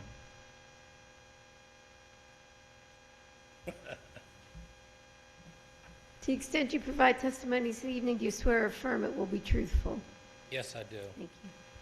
My name is Michael Floyd, live at 35 Quarry Street, but my father owns a house on Harris Road, so I decided to step and not hear this, but I think related to what you were asking, and hopefully a year from now, the town will have some new codes that relate to garages dominating the facade, and the neighborhood character committee and consultant are looking at that now, because what they'd like to preclude, or what has been voiced, but there's nothing on the books to preclude, is this garage-dominated building, especially in the middle, and now you're going to have a car parked in front of the garage, but within the, within the setback. That's fine, it's code compliant, but hopefully a year from now, what you're doing is not fine. Thank you. Mr. Chairman, I'd like to make one comment too, building on what Derek said. So there's more than meets the eye here. I mean, in that sense that a single-family residence would have been grandfathered, so that there wouldn't be a need to request a C variance here. It's really what's driving this is the two-family, the duplex request, right, which, as has been pointed out, has some aesthetic issues with it and some density issues associated with it. And to me, that's very interesting, and it does go to the issue of, the criteria strictly being met for a C1 variance. Mr. Griegel, do you want to address the Sure. board member's concern about this? That- I'd be glad to. I understand the concern. The issue is if the house didn't have contamination underneath it, it would remain, it could be there'd be no need for a variance or to come to a board because it'd just be renovated. So the issue is because of, that's clearly a hardship that there's an environmental condition that existed, perhaps obviously due to maybe a prior property owner, but that's the way, as we've heard, that happens regularly in older neighborhoods, this type of condition occurs. That said, as far as the density goes, the master plan of the municipality is clear. This is a high-density area, and I think from a planning point of view, two-family homes are more appropriate adjacent to a relatively high-density multifamily project as sort of a transition to more one-family areas. Because again, these properties on the west side of Harris Road do abut directly against the redevelopment of the hospital site. So, maybe in a vacuum or another neighborhood, it'd be a different story, but in this particular context, I think the two-family home's appropriate. And again, the hardship relates to both the existing property and the fact there was a building there that was the exact same use previously. Question for you and Not for the the same applicant's exact use, attorney. I think the point that Mr. Callahan's making is that you could have rebuilt as a single family without the need for variances. So I understand the argument you're making that it's a hardship because it's an environmental condition, it's on a slab, and it couldn't be remediated, it had to be torn down. So I'm bringing that up simply because perhaps you want to speak more to the C2 and the criteria for the C2 in the event that the board is more inclined to view it as a C2 situation, not a C1. I'd be glad to. Okay. In that instance, the C2 criteria is that the benefits of any variance that are granted outweigh the detriments, and that there's certain purposes of zoning advanced. In this instance, Purpose A of the municipal land use law promoting the general health, safety, and welfare, I think would be advanced by, again, providing new housing that is compliant with bulk standards, but also building codes, life safety, et cetera. And just in general, providing a new housing option that, for this neighborhood where the master plan calls for high-density residential would outweigh any detriments from the house that's proposed. As I mentioned, since all bulk standards are met, there's no issues with regard to setbacks, coverage, height, floor area ratio, or anything else that would impact on neighboring properties in terms of light, air, open space. With regard to another purpose of the land use law that's met is Purpose G, providing sufficient space in appropriate locations for various uses, including residential. And as I was starting to allude to, again, this is a transitional site. I can point, I guess, at the exhibit, but the board's aware of this. You can look on your own copy. Again, it's an application for a property that abuts a redevelopment site, that has multifamily, rather intense development, which then transitions, again, from a land use point of view, is a very appropriate transition to typically step down in intensity from multifamily to two-family to one-family. I mean, that said, there are some two-families existing on the eastern side of Harris Road as well, but I think it's an appropriate location for two-family houses. So in that instance, I believe the C2 criteria also would be addressed, that again, the lot width is there, the lot width is consistent with existing conditions on neighboring properties and up and down Harris Road, so it would not be out of character with the established conditions in the area. You want another go? What do you want to tell us this time?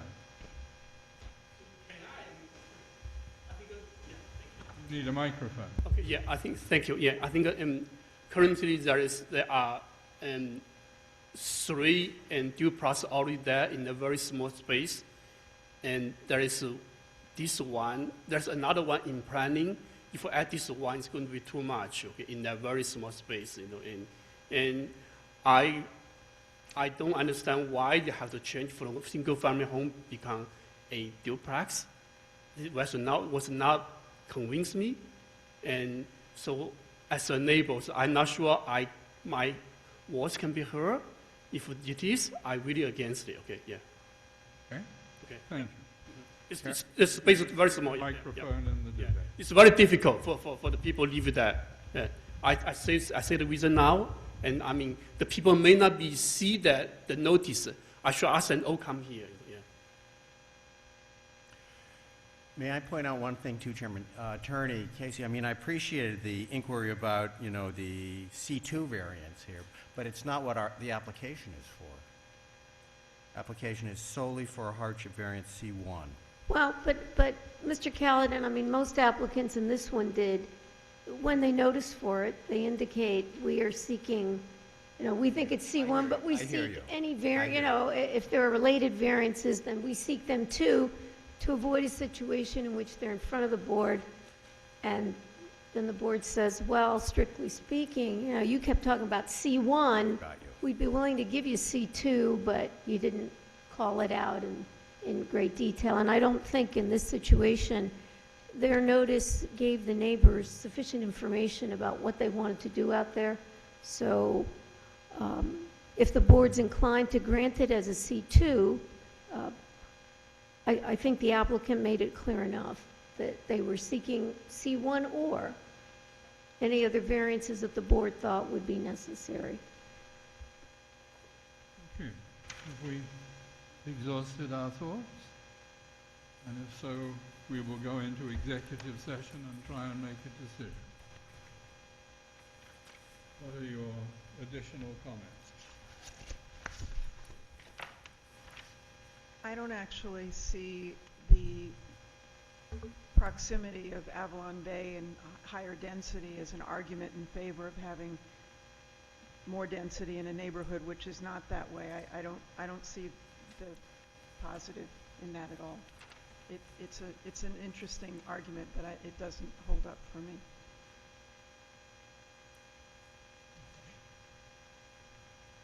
It seems to me that if I look at the roadscape there are a number of houses that are essentially going to be very similar to the one that is proposed. I guess it's the north. Isn't it the first duplex, though, on that street? Would be. Do you want to address that? Oh, no. There are, on our side of Harris, going to the key map, the corner lot is a duplex. The lot that we're proposing is going to duplex. The next one is a single family, and then we have two duplexes right there, and then across the street is a duplex. So they're in the area, and that's all we were trying to accommodate, is we had duplexes there. It was originally a duplex. Let's continue with the duplexes. That was our intent. Since we're surrounded by duplexes, and it wasn't in intensity, it was just that we thought it would be a good fit. I just had a question. So all the houses that are on the same street are owned by the same developer, is that correct? Some have been purchased, so no, they're up for sale. Some of them are up for sale. Some of them sold, so I don't know exactly. Since the certified list was done, there has been some sales. But this developer did, already took a single-family home and turned it into a two-unit dwelling? No. On the street, no. What we did was we renovated the existing duplexes that were there. Okay, so there were existing duplex, that was my question, I was just curious. There were already, I mean, in terms of density, the style of what was there before you got there was already two-unit buildings. It just so happened that this one was a single unit. This was, I believe, it was I'll go with Derek. I believe it was also a double. That was. Yes. The one that they tore down was. They didn't actually tear it down. It was torn down by the hospital, but it was a two-family. Oh, I didn't realize that. Okay, I didn't realize that. They were just replacing what went down. So then I just have a question, because usually when not tear downs, but when something comes before us, right, the owner of the property, as of a right, can build on the same footprint, right? And so they don't have to come in Not for... necessarily. That used to be the case in the former borough, but that's been removed. So if your property complies with all the requirements, you can rebuild on the same footprint. But they're not proposing to Right, they're not rebuild on the proposing same that, but I'm just saying, before we had a little bit of a discussion about the fact that the reason that they're here for the variance is because it's a duplex. But Well, No, they're if here they were because the re- property is too small. The grandfather clause speaks to the lot dimensions, which are grandfathered if you build a single-family Build a dwelling, but they're not single-family, grandfathered for a two-family. Right, but I'm just saying, they were building what was already, so all this discussion about it being two is really in some way irrelevant. I mean, it was already two. There's one here. The paper says one. I'm confused now. Was it originally? No, you've had too many goes, we're in executive session, you've not Sorry. been invited to talk, please. I just want to be clear. I mean, they're here because they're building a two-unit dwelling, and that's required. You're going to need a variance to be able to do that, because you don't just get to do that if it was the single. Single-family dwelling. Right, I think they needed to have 60, and they only have 50, right? Okay. Correct. Okay, but I'm just saying, like, all this discussion that we're having about the two units being inappropriate for the area or issues of density, this is just the same thing that was already there. I had thought that it was a single family at first, and that it was I being mean, converted into The points you make are fine, but we've got a proposal. Yeah, so I And we mean- have to make a decision about it before midnight. Yes, I Um, think that we're ready to do I that. just think we know all we are ever going to know. Okay. So we should be able to.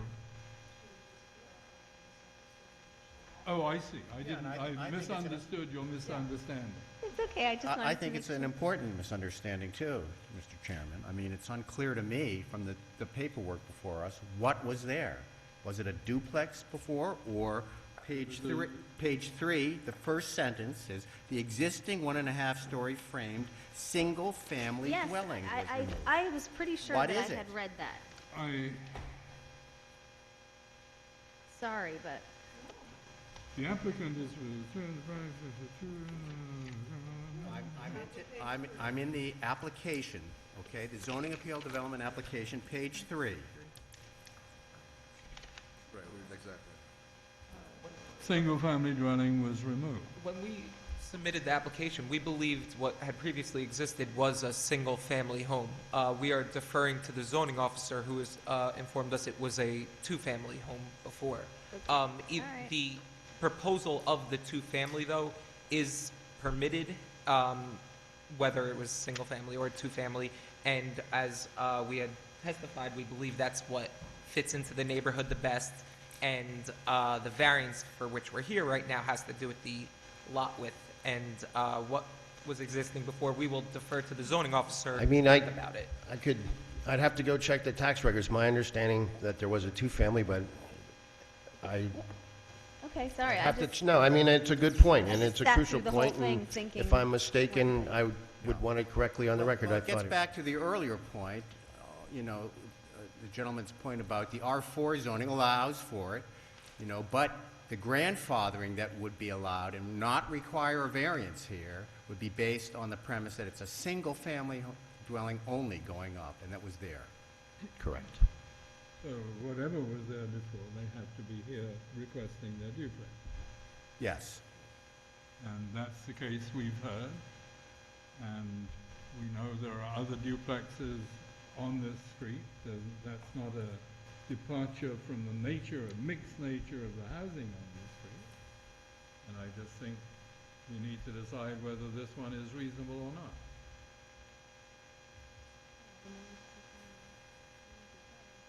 So, we need a motion to vote on.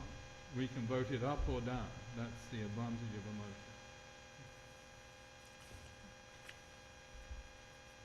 Otherwise, we're just going to go around and loop.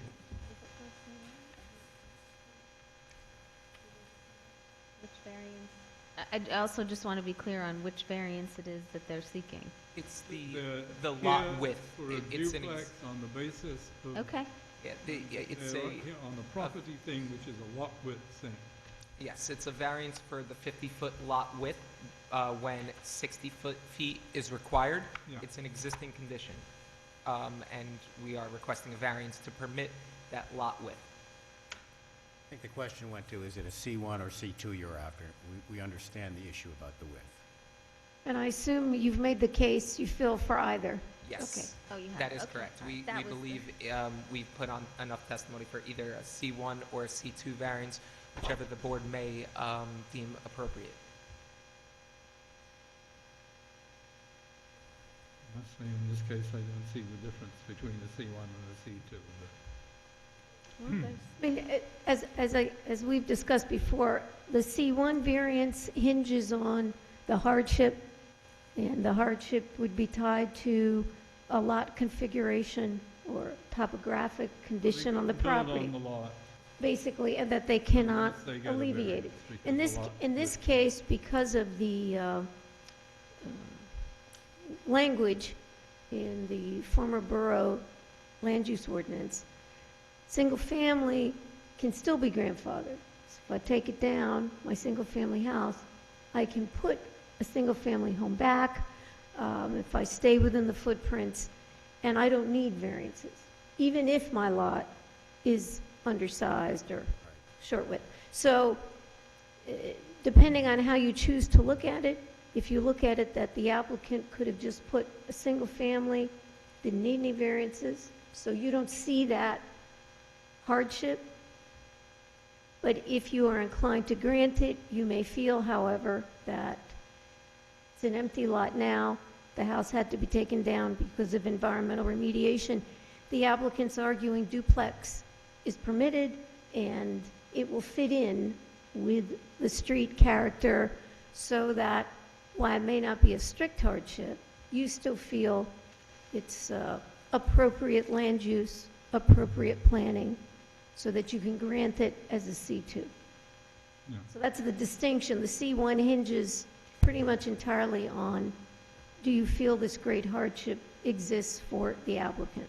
And C2 gives you the flexibility to still approve it. Okay, so let's have a motion. Then we can get it seconded, and then we can discuss it further if that's necessary.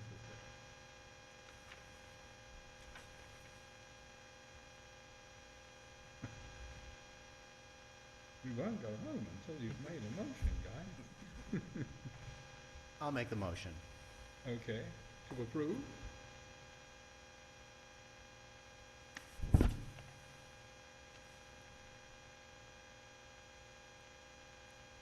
Well, I'll withdraw that motion then.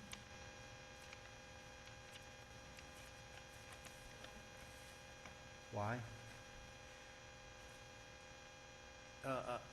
I heard everything Attorney Casey said. It was a very good synopsis of things. I mean, the applicability of C1 here doesn't fly as far as I'm concerned, and I accept the gentleman's argument about the environmental remediation. That's really creative, it seems to me, in terms of the physical hardship associated with a property, you know? And I don't have, frankly, enough of the language from C2 in front of me. Maybe you have it there, one of you two, I'd want to take a quick look-see at it, actually, rather than, you know, to feel comfortable with this variance request meeting the C2 requirements. If I had to vote on C1, it would be no.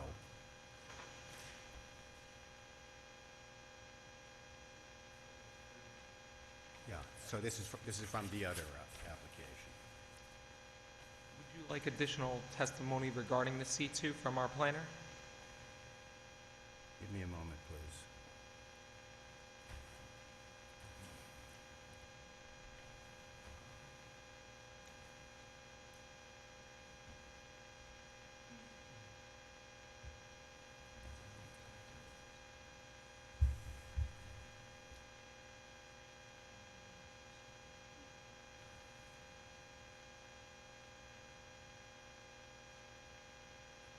Yeah, what,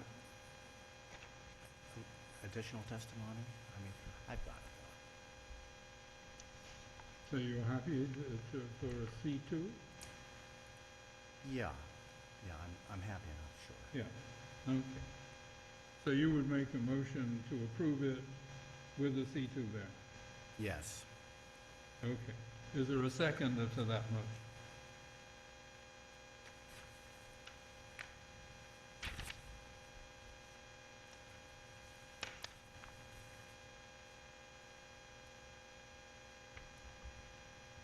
Let me second it for the purposes of getting the discussion underway and the vote. Do we need to discuss the motion anymore? We've conditioned it with a few of our standard things. It seems to me that a C2 gives us the flexibility that the applicant is requesting. So I'm happy with the C2. And Mr. Schreiber, since Mr. Floyd recused himself, your vote is let's just make sure I'm counting right. 1, 2, 3, 4, 5. Your vote is a fully participating vote. Well, I hear no further discussion, so then I'll ask Claudia to call the roll. Mr. Cohen? Yes. Ms. Coulson? No. Mr. Callahan? Yes. Ms. Rockstrom? Yes. Mrs. Schreiber? Ms. Suri? Yes. Chairman Royce? Yeah. Thank you, it's approved. Thank you very much. Okay, thank you. Before we go home, I would like to thank Doreen, who has spent a long evening with us, but this is her last evening. She's moving to colder places than Princeton, and we wish her well in her new location and thank her very much for all the attention she's put into zoning issues while she's been on the board. Thank you so much.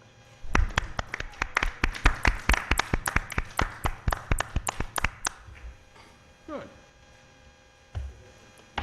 We are adjourned. No, I recycle all of this. Good.